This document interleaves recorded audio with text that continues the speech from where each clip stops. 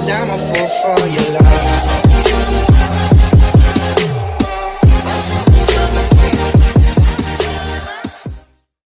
Assalamualaikum warahmatullahi wabarakatuh. Salam dan bahagia. Masih di Manufaktur Asik UST. Setelah video 1, 2, 3, dan 4, tibalah pada video yang kelima, kami akan membahas tentang proses drilling.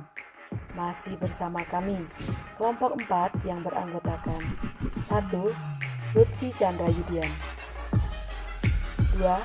Syam Muhammad Abdul, 3. Muhammad Farisi, 4. Rizka Dwi Pratiwi, dan yang kelima Anton Wijanarko.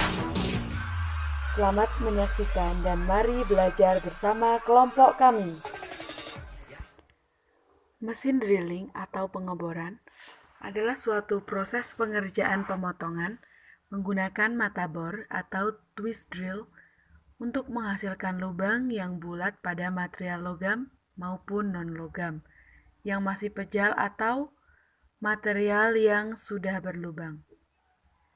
Proses menghasilkan lubang dapat pula dilakukan dengan cara yang lain, yaitu dengan proses boring atau memperbesar lubang. Cara kerja mesin drilling. Mesin bor mempunyai prinsip dasar gerakan, yaitu gerakan berputar, spindle utama, dan gerakan atau laju pemakanan. Berikut merupakan cara kerja mesin drilling. 1. Putaran mata bor.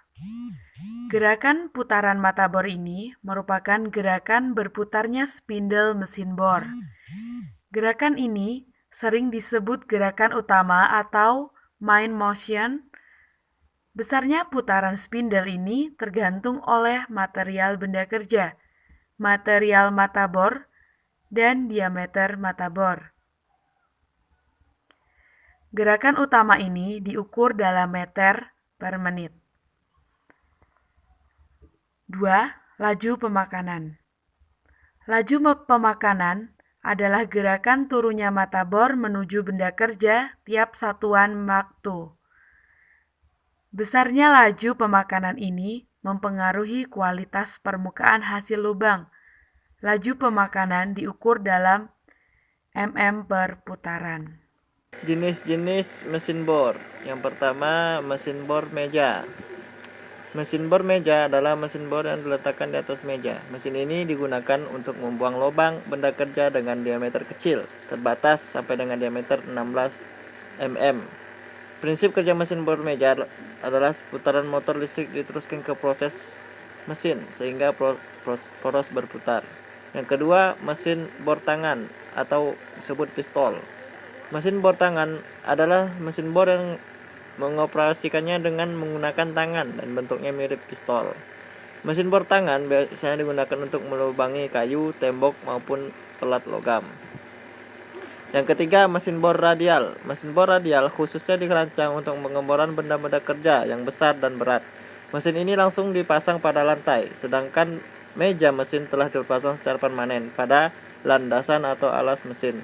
Pada mesin ini benda kerja tidak bergerak. Untuk mencapai proses pengeboran terhadap benda kerja, proses utama yang digeser ke kanan, ke kiri, serta dapat digerakkan naik turun melalui pemutaran batang berulir. Yang keempat, mesin bor tegak, vertical drilling machine. Digunakan untuk mengerjakan benda kerja dengan ukuran yang lebih besar, di mana proses pemakanan dari mata bor dapat dikendalikan secara otomatis naik turun. Yang kelima, mesin bor koordinat.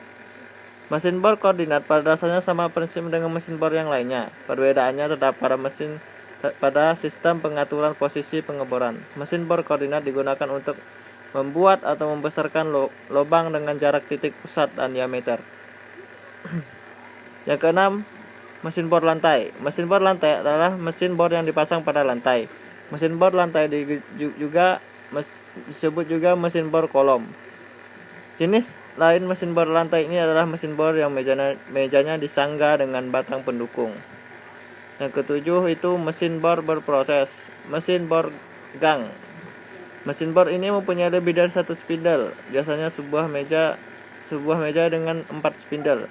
Mesin ini digunakan untuk melakukan beberapa operasi sekaligus sehingga lebih cepat. Untuk produksi massal terdapat 20 atau lebih spidol dengan kepala bergerak. Itulah dari jenis-jenis dari mesin bor. Oke, perkenalkan, nama saya Lutfi Chandra Yudian. Saya akan menjelaskan tentang mata bor. Mata bor adalah alat yang paling ideal untuk membuat lubang yang rapih dan presisi. Bisa digunakan pada bahan kayu, plastik, ataupun logam. Banyak jenis dan ukuran lubang yang bisa dibuat dengan menggunakan bor. Akan tetapi dengan mempertimbangkan ukuran lubang dan jenis bahan, kita perlu menggunakan mata bor yang tepat. Nah, ini adalah gambaran dari ujung mata bor. Bagian yang pertama adalah badan bor. Bagian yang kedua adalah mata pisau bor. Jadi mata pisau bor ini yang berfungsi untuk mengikis atau memahat suatu benda kerja. Bagian yang ketiga rongga pisau potong dengan badan bor. Bagian keempat sudut iris. Bagian kelima sudut 8 derajat sampai 12 derajat. Bagian keenam rongga pembuangan tatal. Jadi rongga pembuangan tatal ini tempat jalannya hasil pemahatan atau pengikisan dari benda kerja tersebut. Jenis-jenis mata bor. 1.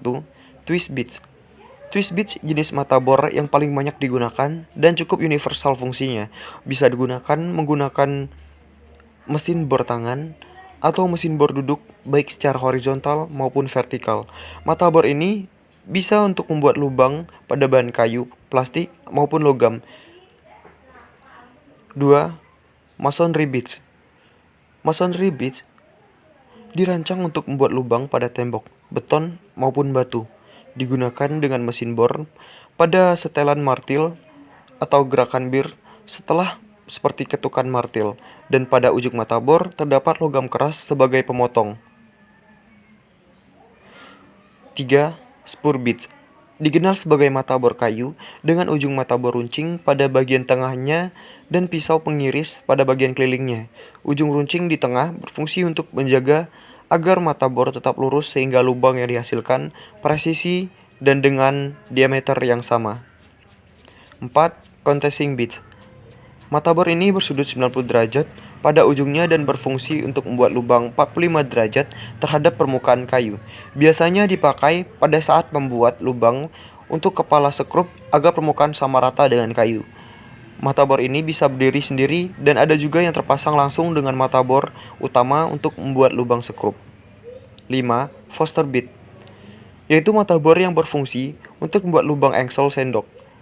Paling baik apabila dioperasikan dengan mesin bor duduk yang lebih stabil, karena apabila menggunakan mesin bor tangan akan sulit untuk mengendalikan kestabilan posisi mata bor dan lubang yang dihasilkan kurang berkualitas. 6. Hole saw bit. Lebih tepat mungkin kita sebut gergaji lubang karena bentuk mata bornya yang seperti gergaji dengan diameter yang bisa disesuaikan dengan kebutuhan. Kemudian saya akan menjelaskan tentang proses pengeboran atau drilling. Pertama, masukkan benda kerja ke dalam ragum atau dijepit pada ragum dan pastikan kencang, tidak kendor. Kemudian posisikan benda kerja dengan sesuai yang akan dibor. Selanjutnya, nyalakan mesin, lalu proses pengeboran atau drilling. Kemudian, tekan handle atau putar handle secara perlahan sehingga mata bor dapat mengebor benda kerja. Lakukan secara perlahan agar pengeboran dengan hasil maksimal.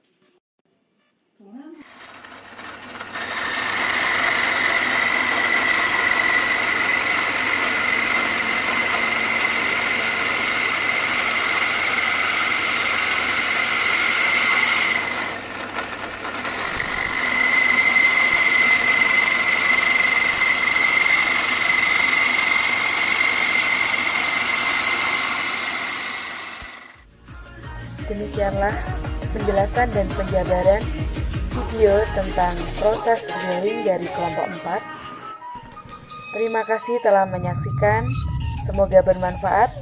Demikian, wassalamualaikum warahmatullahi wabarakatuh. Salam.